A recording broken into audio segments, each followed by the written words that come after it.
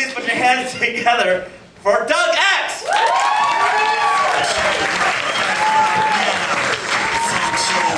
What's up, motherfuckers? Cornbread! Say get it!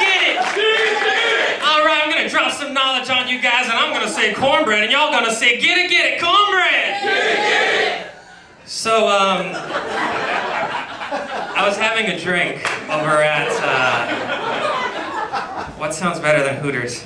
I was having a drink over at Anthropology. And, you know that stupid, like, corporate required forced flirting that they have to do? It's disgusting. But game recognized game, and at the end of the transaction, I got a cocktail napkin with her Facebook URL. Like the most worthless piece of personal information you could give someone. It was like, hey, you're sweet, fuck you. Like I could have just friended Subway, and I would have more personal interaction. And Subway doesn't post stupid, sexy pictures of itself in the bathroom mirror.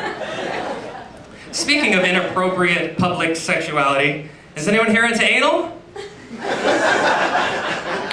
I've never been, but if you put it on a survey, I will strongly agree. Just because, although I don't physically have any need for that right now, I hope I don't for some time, but hey, who knows. But there's this instinctual thing that happens in the male brain, perhaps in the female brain, but I don't have a good enough communication skills to find out.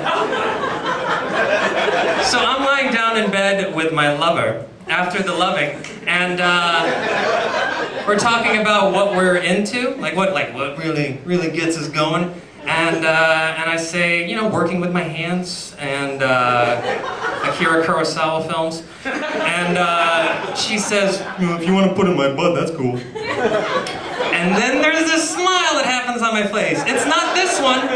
You can't replicate it. It's something so magical and out of control. So the only way I could describe it must be how Harry Potter felt when Hagrid told him he was going to Hogwarts. Oh my God, there's this world of magic and mystery that I'm invited to. I've been living under the stairs for 11 years. Isn't that cute? A grown man making Harry Potter jokes. You find it charming, and I know, because I play this game for a long time. I was 13 when I saw the movie Forrest Gump. If you're not familiar, I will recap it for you. There is this magical retard, and he gets to do everything a human being would ever want to do. He scores the winning point in a touchdown game. He shakes John F. Kennedy's hand. He goes to space, he marries a mermaid. And I see that as a 13-year-old, and I'm like, oh my God, yes! That's my shit! Because I knew at that moment, I wasn't going to physically develop. I still have the same arms I had back when I was 13. And I know I didn't come from money, so I didn't have any way to, like, anything to offer a lady. So I was like, ladies love adorable man-child. I will be adorable man-child. And it's been working. It's been working real well. But it does get me into trouble sometimes. One time I was at the Anthropology Casino over in Las Vegas. And this lady lays up to the bar and with what must be her 6th Pinot Grigio in her hand. She's in her upper 60s, but she is fabulous. And certainly she wants you to know it. Me being an idiot and a people person, I say, hi, my name's Doug. What's your name? My name's Melinda! Oh, that's funny, that's my dad's name. Me being an adorable idiot. And she goes, what? What's your dad's name? Oh, what did you say?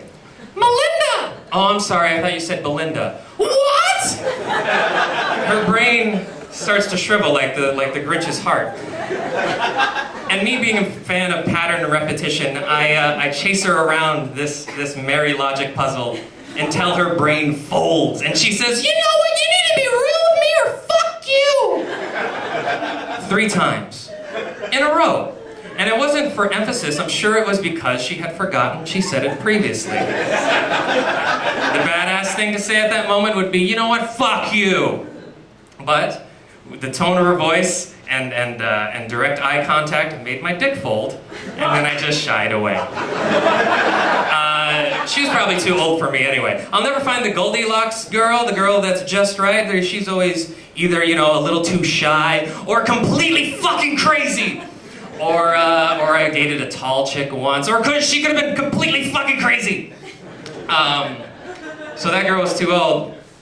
And I'm going to tell you a story about a girl that was maybe criminally young. Now, when you work in a 50s diner in Las Vegas, Nevada, and you just broke up with the love of your life after finding out that she was stuck on meth for the entire relationship, a 16-year-old sounds like a pretty good idea.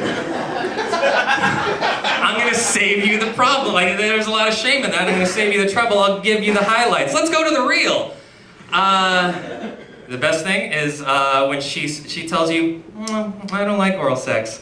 And then you get the same Harry Potter moment, but you get to be Hagrid, and you get to invite her to the world. It's like, turn out the lights, we're going to the 9 3/4 platform.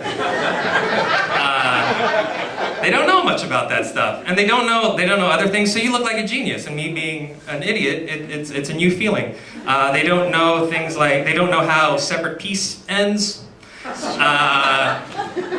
They don't know statutory rape laws, and they don't know that I'm a bad idea. But they don't also get my jokes. They don't. I made a Mr. Wizard reference, and she goes, "Who's Mr. Wizard?" I was like, "Oh, it's like Bill Nye the Science Guy from the '80s, though." I was like, "Oh, who's Bill Nye the Science Guy?"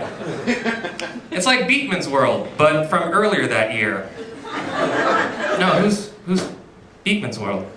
You know Forrest Gump, right? My name's Cornbread!